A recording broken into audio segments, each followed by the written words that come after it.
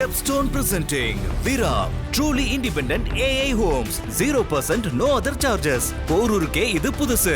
at Kattupakkam Porur.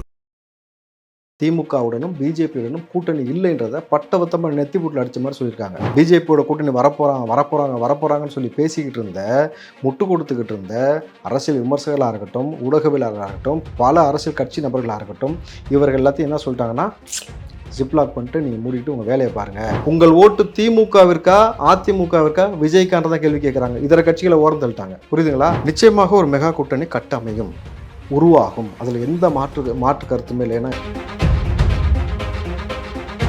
பாஜக அணி நோக்கி கண்டிப்பா தாவேகா வந்துரும், ஏன்னா அதிமுக அங்க இருக்கு. கேனத்தனமான ஸ்டேட்மெண்ட். புரியுதுங்களா உங்களுக்கு? இவங்க சொன்னது எல்லாமே பிஜேபியோட போக மாட்டார் விஜய், ஆனால் அதிமுக கூட போயிடுவாரு. இப்போ இதெல்லாம் நல்லா புரிஞ்சுங்க. அதிமுக கூடயே பிஜேபி கூடயே போனது இவங்க தான். திமுகவை ஏன் ரீப்ளேஸ் பண்ணணும்னு சொல்கிறோம்னாக்கா, அவ்வளவு மோசமான ஆட்சியாக இங்கே இருக்குன்றதை பட்டபத்தமாக தெரியுது. நல்ல ஒரு ஆட்சி, சிறந்த ஒரு ஆட்சி கொடுக்குறீங்க. வேறு தலைவர்கள் உள்ளே வர வேண்டிய அவசியம் இருக்குமா? புதிதாக நபர்கள் கட்சி ஆரம்பித்து வர வேண்டிய அவசியம் இருக்குமா? இவர் ரீப்ளேஸே பண்ண முடியாது, நல்ல ஆட்சி கொடுக்குறாரு, நம்ம ஏன் போனால் நம்ம தோற்றுருவோம்னு எல்லாருக்கும் தெரியும்.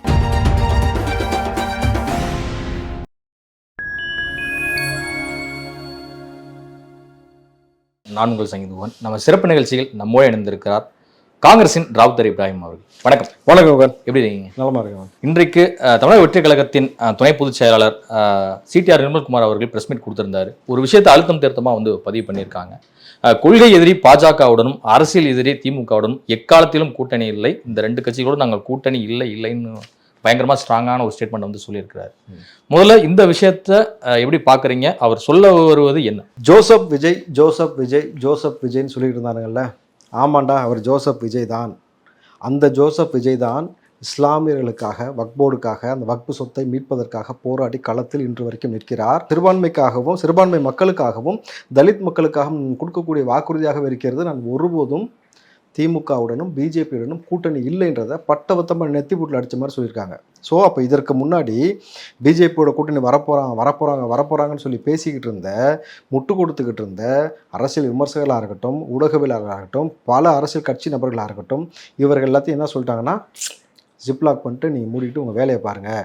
நாங்கள் ஒருபோதும் பிஜேபியுடன் வருவதில்லை. இந்த மண்ணுக்கும் மக்களுக்கும் பேராபத்தாய் விளங்கக்கூடிய இந்த நபர்களோடு நாங்கள் கூட்டணி இல்லை. யார் திமுகவும் பிஜேபியுடன் கூட்டணி இல்லைன்றதை பட்டபத்தமாக இன்றைக்கி நிர்மல் அவர்கள் தெரிவிச்சிருக்கிறாரு. நிர்மல் அவர்கள் தெரிவித்தார்னா தலைவர் விஜய் அவர்கள் சொல்லி தெரிவிச்சிருக்கான்றதான் யதார்த்தமான உண்மை. பொழுது இனி டிவிக்கே ஒருபோதும் பிஜேபியுடன் கூட்டணி இல்லை. அதிலிருந்து நான் சொல்ல விரும்புவது, இஸ்லாமிய சகோதரர்களும் சரி, கிறிஸ்தவ சகோதரர்களும் சரி, தலித் சகோதரர்களும் சரி, நீங்கள் நம்பிக்கையோடு இருங்கள். ஒருபோதும் டிவிக்கே பிஜேபியுடன் கூட்டணி போகாது. நம்மளை கொன்று குவித்து கொண்டிருந்த, நம்மளை காவு வாங்கி கொண்டிருந்த இந்த பிஜேபி அரசாங்கத்திடமிருந்து காப்பாற்றுவதற்காக டிவிக்கே தனித்தன்மையோடு, நிலைத்தன்மையோடு நிற்கிறது.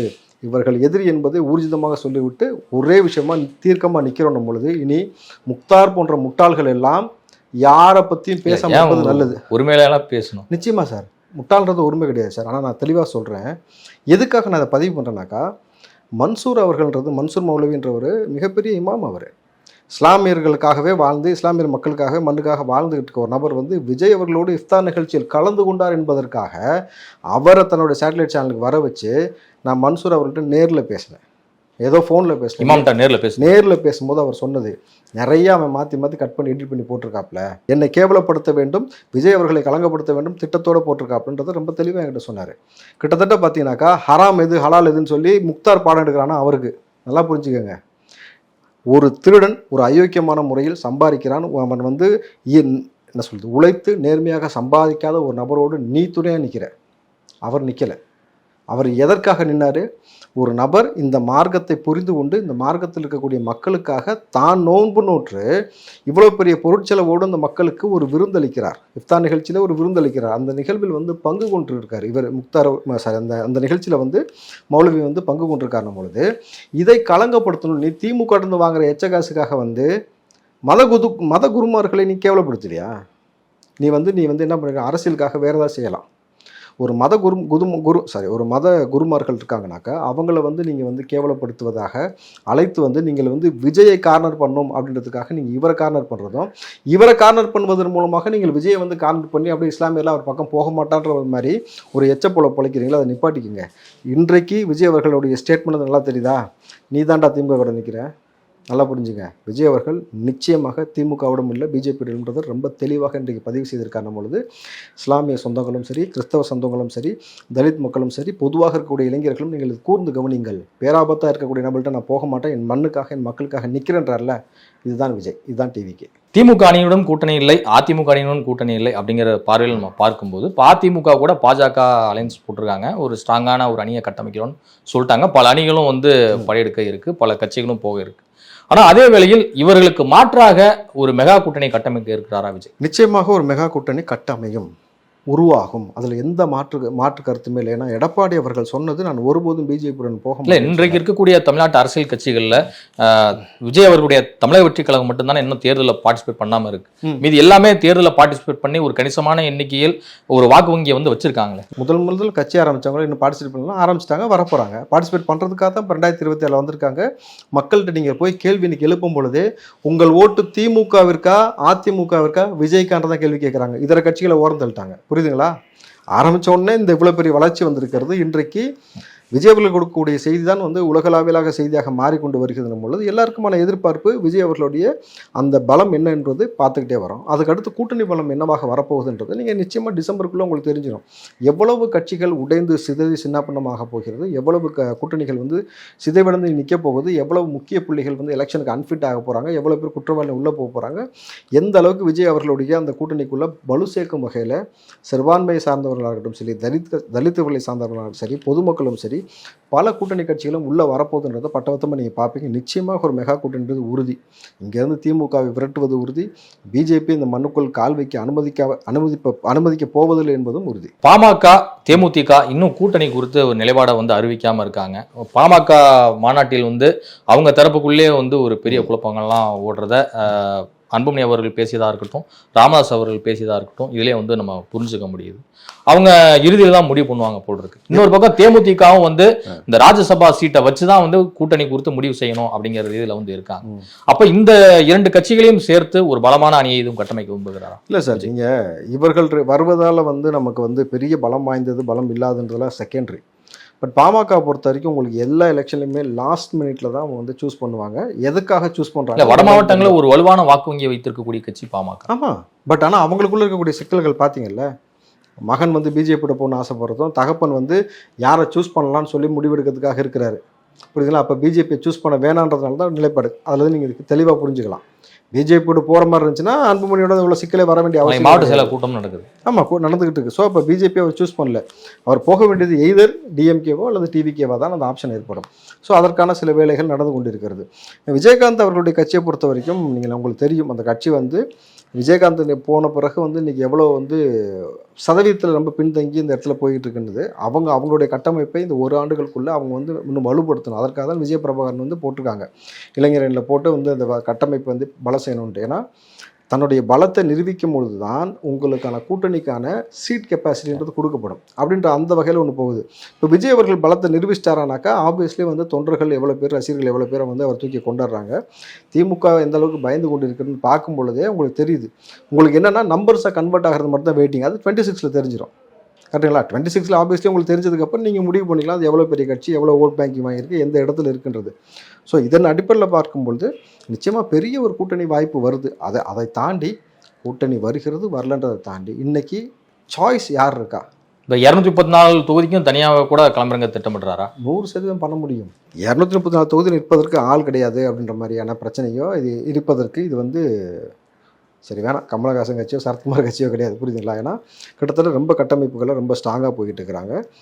மெயினான விஷயம், இத்தனை ஆண்டு காலமாக சிறுபான்மையுக்கும் சரி தலித்துகளுக்கும் சரி போராடுவது மட்டுமே இங்கே வாழ்க்கையாக இருந்துகிட்டு இருக்கு இல்லையா? ரெண்டு கட்சியும் பாருங்கள் நம்பிக்கையை ஏற்படுத்தி மீண்டும் அந்த நம்பிக்கையை வந்து சிதைத்து முதுகில் குத்தக்கூடிய வேலையை பார்த்து கொண்டு இருக்கும்பொழுது நிலைத்தன்மையோடு நிற்கிறாங்க. இதில் வந்து கூடுதலாக சில அரசியல் விமர்சகர்லாம் பேசினது என்னன்னாக்கா, ஆதவர்ஜனாவுடைய மாமனார் மார்ட்டினை வந்து கைது பண்ணிட்டாக்கா, பிஜேபி கைது பண்ணிட்டு மிரட்டினாக்கா இவர் அங்கே போயிடுவார்லாம் சொன்னாங்க. அதெல்லாம் பேசினாங்க, நம்ம பார்த்தோம். பல வகையில் வந்து விஜய் அவர்களுக்கு நெருக்கடி கொடுக்க போகிறதாகவும் சொன்னாங்க. நீங்கள் எந்த நெருக்கடி வேணால் கொடு, அதை சந்திக்க தயார்னு சொல்லி தானே களத்துக்கு வந்திருக்கேன். ஆனால் ஒருபோதும் என் நலனுக்காக உங்களோட கூட்டணி வர மாட்டேன், மக்கள் நலனுக்காக களத்தில் நிற்பேன், நான் போராடுவேன்றது ரொம்ப தெளிவாக பதிவு செய்யிருக்கான பொழுது நிச்சயமாக நிற்பாங்க. அதில் மாற்று கருத்து கிடையாது. மத்திய பிரதேசம் மாநிலத்தினுடைய பாஜக மந்திரி விஜய் ஷா அவர்கள் வந்து இந்திய இராணுவத்தில் பணியாற்றிருக்கக்கூடிய கர்னல் சோபியா குரூஷியை வந்து பார்த்தீங்கன்னா பாகிஸ்தானினுடைய ரத்த சொந்தமான சகோதரி வந்து அவங்கள போய் வீழ்த்தியிருக்காங்க இந்தியாவுக்காக அப்படிங்கிறது குறிப்பிட்டிருந்தாரு. ஒரு அநாகரிகமான வார்த்தையை பயன்படுத்தியதற்கு உச்சநீதிமன்றமும் கடும் கண்டனம் வந்து பதிவு செய்திருந்தது. ஏன் அந்த பாஜக அமைச்சர் விஜய் ஷாவை வந்து இன்னும் கண்டிக்காமல் இருக்குது தாவேகா? சார் நீங்கள் நேரடியாக பிஜேபியோட கூட்டணி இல்லைன்னு சொல்லியாச்சு. அப்படின்னும் பொழுது பிஜேபியை வந்து அடின்றது கன்ஃபார்ம். நீங்கள் ஒரு விஷயத்தை இங்கே புரிஞ்சுக்கணும். பாகிஸ்தானும் அங்கே வாழக்கூடிய மக்களும் யாராக இருந்தார்? நம் மக்களாக தான் இருந்தாங்க. உங்களுக்கு நான் பிளவுபட்ட பிறகு தானே வந்து உங்களுக்கு பாகிஸ்தான் ஆகட்டும் பிற நாடுகள்லாம் வந்து ஸ்ரீலங்கான்றதெல்லாம் எப்படி வந்து விலகி போச்சுன்னா எல்லாமே ஒரு தாய் மக்களாக இங்கே வாழ்ந்து கொண்டு இருக்கக்கூடிய மக்கள். அதில் நான் கேட்குறேன், இங்கே கெட்டவன் இல்லையா, இங்கே அயோக்கியம் இல்லையா, இங்கேயும் அயோக்கியம் இருக்கான், அங்கேயும் அயோக்கியம் இருக்கிறான். அப்போது தீவிரவாதம் எந்த வடிவில் வந்தாலும் எந்த மதத்தின் பேர் வந்தாலும் அவனை இங்கேருந்து அப்புறப்படுத்துவது ஒவ்வொரு நாட்டுடைய கடமை.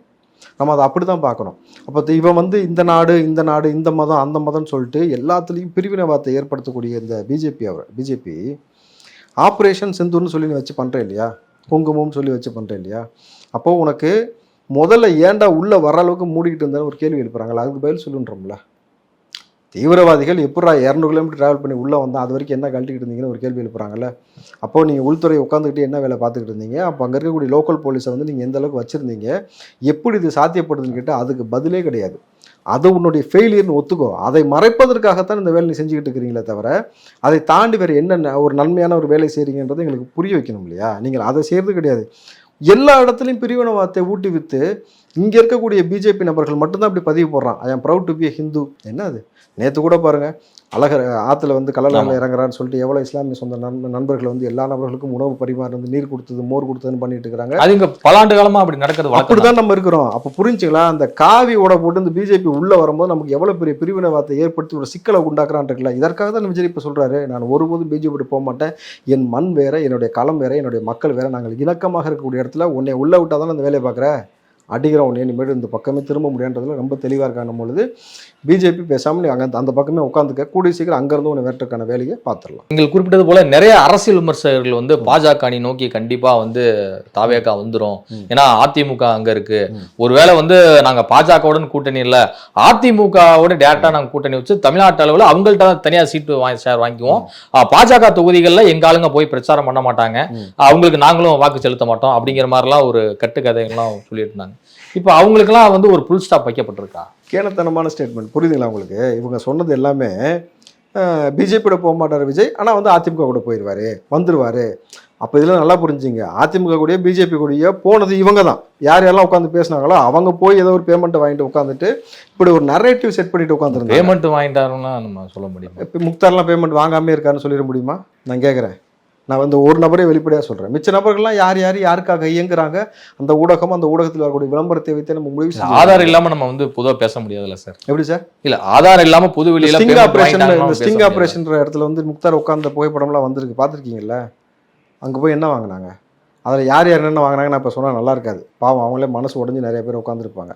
அந்த ஸ்டிங் ஆப்ரேஷனில் யாரெல்லாம் உட்காந்துக்கிட்டா என்னென்ன பொருள்லாம் வாங்கினாங்க, அங்கே குடிச்சிட்டு கூத்தடிக்கிற இடத்துல அந்த ஸ்டிங் ஆப்ரேஷனில் முக்தாருக்கு என்ன வேலை, ஏன் உட்காந்துருந்தேன் நீ, எதற்காக வந்து நிறைய நான் கேட்குறேன் சார், நீங்கள் மனசாட்சியோடு சொல்லுங்கள். நீங்கள் ஜேர்னலிஸ்ட் நேர்மையாக பண்ணுறீங்க. ஒருத்தர் அழைத்து வந்து ஒரு கெஸ்ட்டை வந்து கேவலப்படுத்துவது, தனிப்பட்ட வாழ்க்கை குறித்து பேசி ஒருத்தரை அசிங்கப்படுத்துவது, ஒவ்வொரு தலைவர்களை கேவலமாக விமர்சித்து கொச்சையான வார்த்தையை பதிவு பண்ணுறாரு சார். என்னன்னு சொல்லிட்டு இந்த ப்ராஸ்டியூட்னு சொல்கிற வார்த்தையை தமிழ்லேயே அந்த வார்த்தையை அவர் பயன்படுத்தி பல அரசியல் தலைவர்களை கேவலமாக பேசக்கூடிய பல காணொலி பார்த்துருக்குறோம். இதுதான் ஜேர்னலிசமா? ஜேர்னலிசம் படிச்சுட்டு வந்திருக்கான் தெரியுமா கஷ்டப்பட்டு, அவனுக்கு தான் சார் தெரியும் ஜேர்னலிசம்னா என்னென்னு. நீ வந்து ஒரு கம்பவுண்டராக இருந்து வேலை செஞ்சுக்கிட்டு, ஒரு டாக்டருக்கு கம்பவுண்டராக இருந்து மாத்திரை எடுத்து கொடுத்துக்கிட்டு சுற்றிக்கிட்டு வேட்டி சட்டை எடுத்துக்கிட்டு இருந்த ஒரு ஆளை திடீர்னு வந்து ஊடகத்தில் ஒரு நபரை பிடிச்சி உள்ளே வந்து உட்காந்துட்டேன்னா நீ இப்படி தான் பேசுவேன். இவர் யார் இவரை ஊடகத்துறைக்கு கொண்டு வந்தான்ற அந்த நபர் கொடுத்த பேட்டி உங்களுக்கு இருக்கு, நான் தரேன். அவர் வந்து டெய்லி அவர்கிட்ட கெஞ்சி முக்தார் வாய்ப்பு கேட்டு தமிழ் உச்சரிப்பே வராதான். அவர் சொல்கிறாரு, சரி ரொம்ப கஷ்டப்படுறாரு, எனக்கு 2 பெண் குழந்தை இருக்குன்னு சொன்னதுனால வாய்ப்பு கொடுத்தா ஒரு ஸ்டேஜுக்கு மேலே வந்தோன்னா ஃபஸ்ட்லாம் ஃபோன் பண்ணால் சொல்லுங்கள் சார்னு எடுத்து பேசுகிறாள், அடுத்து ஃபோன் பண்ணும்பொழுது ஹலோ யார் நீங்கன்னு கேட்குறாப்லையா. எவ்வளோ எகத்தெல்லாம் இருக்கும். இதுதான் சொல்கிறேன்ல, நீ இந்த மாதிரிலாம் பண்ணிவிட்டு இன்றைக்கி நீ யாருக்காக பேசிகிட்டு இருக்கன்னு எல்லாருக்கும் தெரியும் சார்.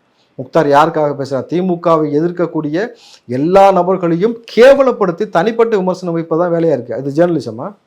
இது ஜேர்னலிசம் கிடையாது.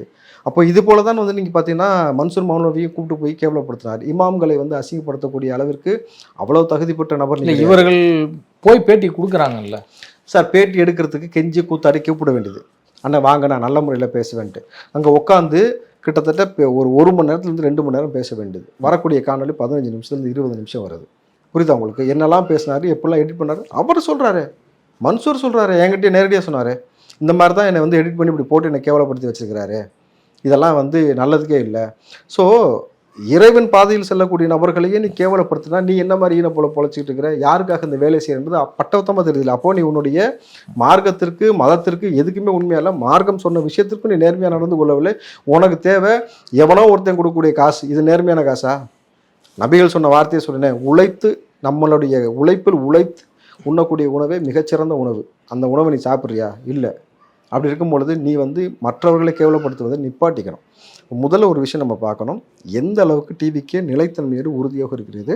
டிவிக்கே வந்து நிச்சயமாக பிஜேபியோட போலன்னு சொல்லும் பொழுது இந்த மண்ணை மக்களை காப்பாற்ற வேண்டிய வேலையை செய்யணும். இந்த பக்கம் 4 வருஷமாக பார்த்தாச்சு இந்த ஆட்சி மோசமாக இருக்குன்றதுனால தான் திமுகவை ரீப்ளேஸ் பண்ணணும்னு சொல்கிறோம். திமுகவை ஏன் ரீப்ளேஸ் பண்ணணும்னு சொல்கிறோம்னாக்கா அவ்வளோ மோசமான ஆட்சியாக இங்கே இருக்குன்றதை பட்டவத்தமாக தெரியுது. நல்ல ஒரு ஆட்சி, சிறந்த ஒரு ஆட்சி கொடுக்குறீங்க, வேறு வேறு தலைவர்கள் உள்ளே வர வேண்டிய அவசியம் இருக்குமா? புதிதாக நபர்கள் கட்சி ஆரம்பித்து வர வேண்டிய அவசியம் இருக்குமா? இவர் ரீப்ளேஸே பண்ண முடியாது, நல்ல ஆட்சி கொடுக்குறாரு, நம்ம ஏன் போனால் நம்ம தோற்றுருவோன்னு எல்லாருக்கும் தெரியும்.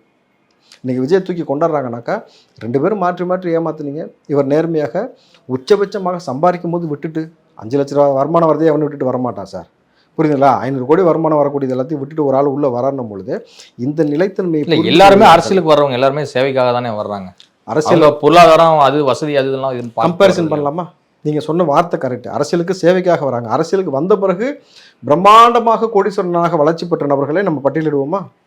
அரசியலுக்கு வருவதற்கு முன்பாக பிரம்மாண்டமாக வளர்ச்சி பெற்ற ஒரு நபர் மேற்கொண்டு வரக்கூடிய பணத்தை விட்டுட்டு மக்களுக்காக வரதுக்கு 2க்குமான வித்தியாசம் இருக்கு இல்லையா? அதுதான் விஜய்க்கும் பிற நபர்களுக்குமான வித்தியாசம் பொழுது மக்கள் யாரை சூஸ் பண்ணுவான்றதை உங்களுக்கு வெயிட் பண்ணி பாருங்கள், தெரிஞ்சிடும். இதுவரை உங்கள் பல்வேறு கருத்து நன்றி சார். நன்றி.